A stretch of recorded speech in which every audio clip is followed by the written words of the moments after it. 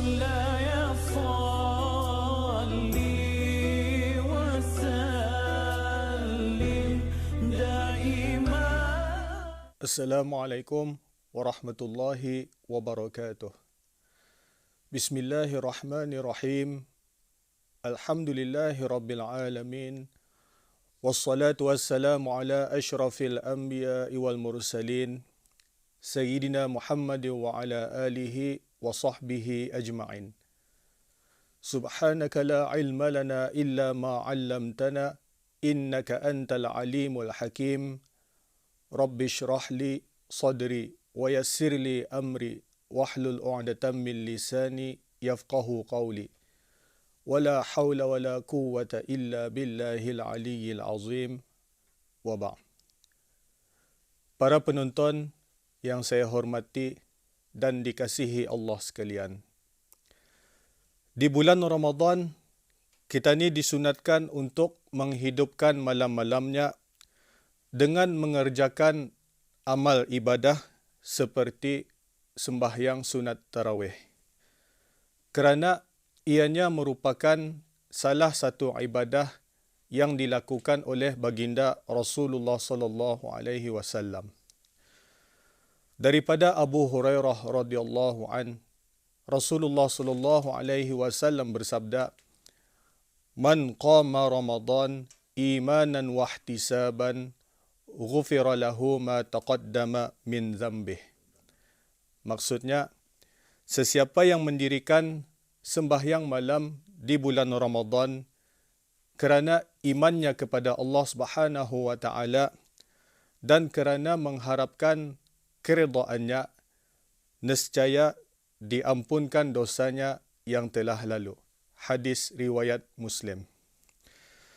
Para penonton yang dirahmati Allah sekalian, sembahyang tarawih ialah sembahyang yang sangat dituntut, muakkad untuk dilakukan.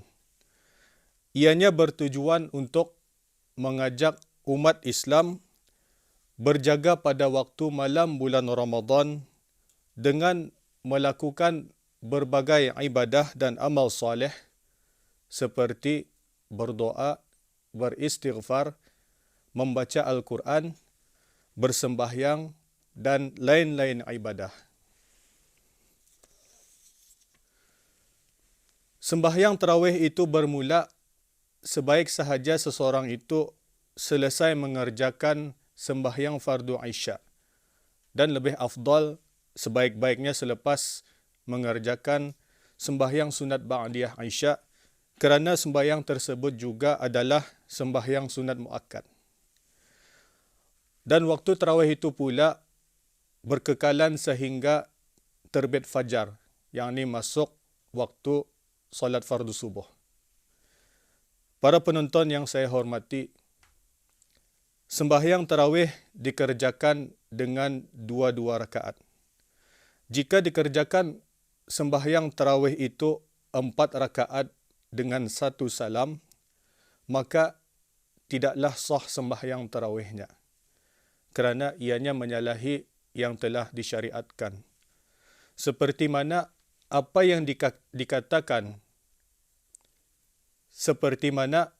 yang dikatakan oleh Imam An-Nawawi rahimahullahu ta'ala, tarawih itu 20 rakaat dengan 10 salam. Aku katakan jika dilakukan 4 rakaat dengan 1 salam, tidak sah.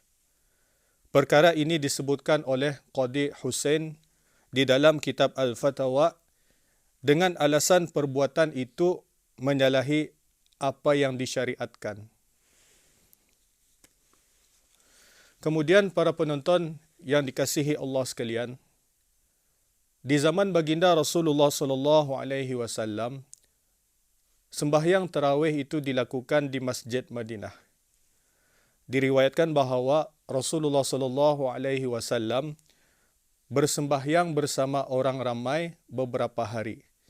Kemudian baginda tidak keluar bersembahyang selepas itu kerana baginda takut sembahyang tarawih itu difikir wajib ke atas umat Islam dan menjadi bebanan dan memberatkan mereka.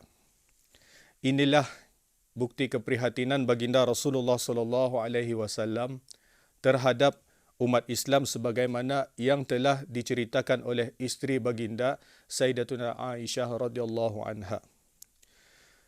Selepas peristiwa itu, baginda terus menghidupkan Ramadan dengan sembahyang tarawih bersendirian, dan umat Islam pula masing-masing melakukannya secara bersendirian dan ada pula yang melakukannya secara berjemaah di masjid.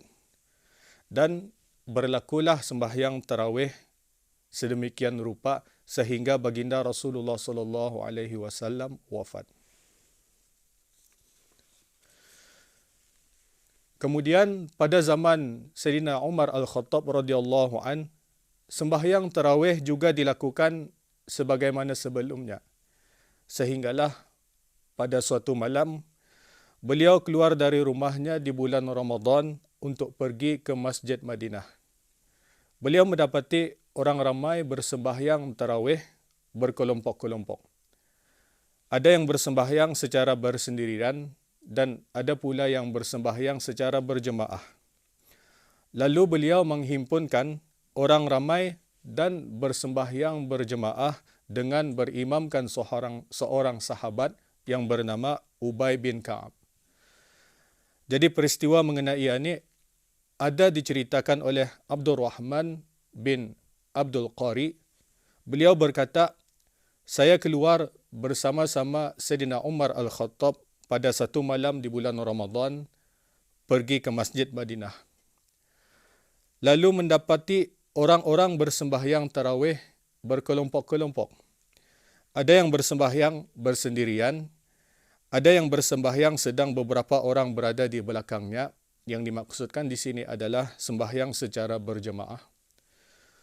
Maka Sayyidina Umar berkata, saya berpendapat jikalau orang-orang ini dihimpunkan dengan seorang imam, sesungguhnya lebih baik. Kemudian Sayyidina Umar Al-Khattab berazam, lalu mengumpulkan mereka bersembahyang di belakang seorang imam, iaitu Ubay bin Ka'ab. Kemudian pada satu malam, saya bersamanya, yakni Sayyidina Umar Al-Khattab, datang lagi ke masjid.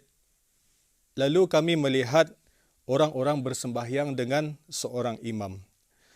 Sayyidina Umar berkata, ini adalah bid'ah yang baik, bid'ah hasanah. Hadis riwayat Al-Bukhari. Para penonton yang dirahmati Allah sekalian, para fuqaha sepakat bahawa sembahyang tarawih dilakukan secara berjemaah. Jumhur fuqaha juga berpendapat hukum berjemaah sembahyang tarawih adalah sunnah, sebagaimana yang dilakukan oleh baginda Rasulullah SAW, para sahabat ridwanullah ta'ala alaihim ajma'in, dan para pengikut mereka sejak zaman Sayyidina Umar Al-Khattab radhiyallahu an dan berterusan diamalkan secara berjemaah sehingga sekarang. Jadi dalam perkara sunat berjemaah ini, para ulama berselisih pendapat sama ada ianya afdal dilakukan secara berjemaah di masjid ataupun afdal dilakukan secara bersendirian di rumah. Berkata Imam An-Nawawi, telah berkata Asy-Syafi'i dan sekalian sahabat-sahabatnya Abu Hanifah, Ahmad dan sebahagian ulama Malikiyah dan lain-lain, adalah afdal melakukan sembahyang tarawih secara berjemaah sebagaimana dilakukan oleh Umar Al-Khattab radhiyallahu an dan sahabat-sahabat radhiyallahu anhum. Jadi perbuatan berjemaah itu diteruskan dilakukan oleh orang Islam sebagai mengikut perbuatan Umar bin Al-Khattab, kerana sesungguhnya perbuatan sedemikian, yakni berjemaah itu adalah syiar Islam yang nyata, sebagaimana juga sembahyang hari raya. Para penonton yang dikasihi Allah sekalian, mengenai dengan jumlah rakaat sembahyang tarawih, dalam hal ini yang mu'tamad dalam mazhab Syafi'i, sembahyang sunat tarawih itu berjumlah 20 rakaat, tidak termasuk sembahyang witir. Seterusnya mengenai dengan kelebihan solat tarawih. Diriwayatkan oleh Abu Hurairah radhiyallahu anhu katanya, Rasulullah sallallahu alaihi wasallam sangat menggalakkan supaya mendirikan sembahyang malam di bulan Ramadan, bukan menyuruh mereka mendirikan sembahyang malam itu sebagai satu kewajipan. Maka baginda bersabda, sesiapa yang mendirikan sembahyang malam di bulan Ramadan kerana imannya kepada Allah Subhanahu wa taala dan kerana mengharapkan keridhaannya, nescaya diampunkan dosanya yang telah lalu. Ketika Rasulullah sallallahu alaihi wasallam wafat, perkara itu masih berjalan seperti biasa. Begitu juga yang berlaku pada zaman pemerintahan Abu Bakar dan permulaan pemerintahan Umar. Hadis riwayat Muslim.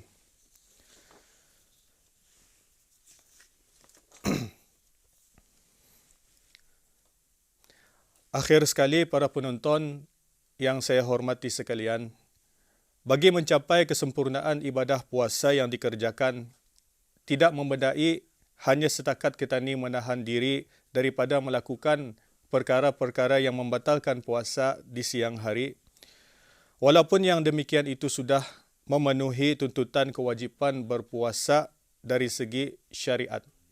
Tetapi sebagai orang yang berpuasa, hendaklah menyerikan lagi dengan perkara-perkara sunat yang sewajarnya tidak diabaikan.